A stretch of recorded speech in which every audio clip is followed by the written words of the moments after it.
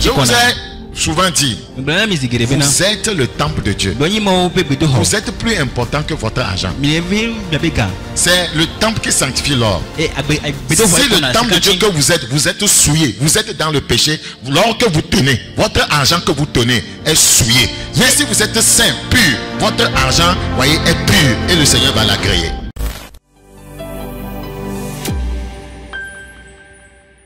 Matthieu chapitre 23, le verset 16. Malheur à vous, conducteurs aveugles, qui dites, si quelqu'un jure par le temple, ce n'est rien.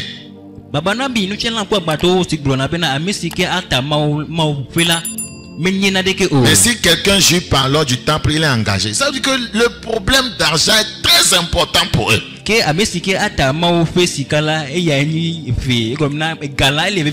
Jésus va leur dire, mais insensé et aveugle, lequel est le plus grand?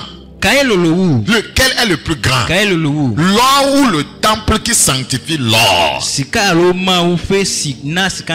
L'or ou le temple qui sanctifie l'or? Je vous ai souvent dit, vous êtes le temple de Dieu. Vous êtes plus important que votre argent.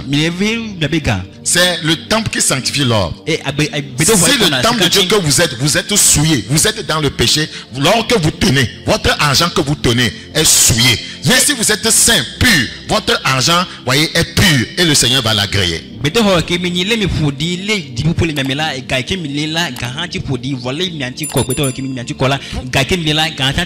Pour les pharisiens, non, c'est l'or qui est le problème. Le temple peut être souillé. Il ne faut pas souiller l'argent ici. Il ne faut pas affaire d'argent, on ne s'amuse pas.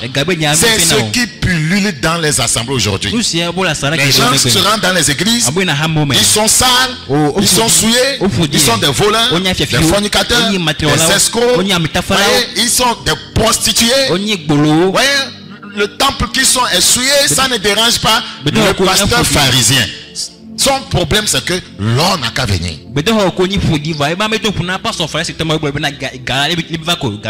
Donc c'est ça des choses qui rentrent dans le christianisme. Et c'est ce que le Seigneur Jésus était en train de condamner ici. Et il dit à ceux qui s'alignent sur de telles doctrines qui sont insensées. Le verset 18. Si quelqu'un dit vous encore, Jésus est en train de tamiser, voyez, le vrai du faux dans ce qu'ils sont en train de faire. Si quelqu'un dit vous encore, jure par l'autel, ce n'est rien. Mais si quelqu'un jure par l'offrande qui est sur l'autel, il est engagé. Aveugle. Lequel est le plus grand? Pasteur, qu'est-ce qui est plus important dans l'œuvre? Est-ce la sanctification, la pureté, voyez, des membres ou bien leur argent? Aveugle, lequel est le plus grand? L'offrande ou l'autel qui sanctifie l'offrande? Luc chapitre 11, le verset 42. Mais malheur à vous pharisiens, parce que vous payez la dîme de la menthe, de la nuit, c'est ça, et de toutes les herbes, et que vous négligez la justice. Vous voyez ce qu'il négligeait? Vous payez la dîme, tout ce qui est matériel, à bouffer. Maintenant, vous négligez la justice.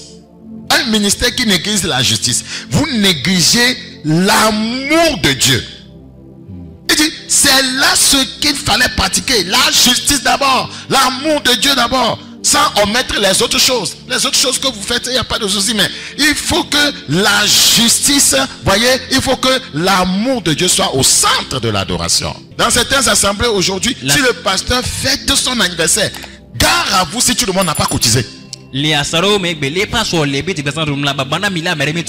tissu qu'il a payé là, voyez, il a fait la commande, voyez, d'un tissu, voyez, il a amené ça et il ajoute de l'argent pour vendre aux membres. Gare à qui ne paie pas ce tissu.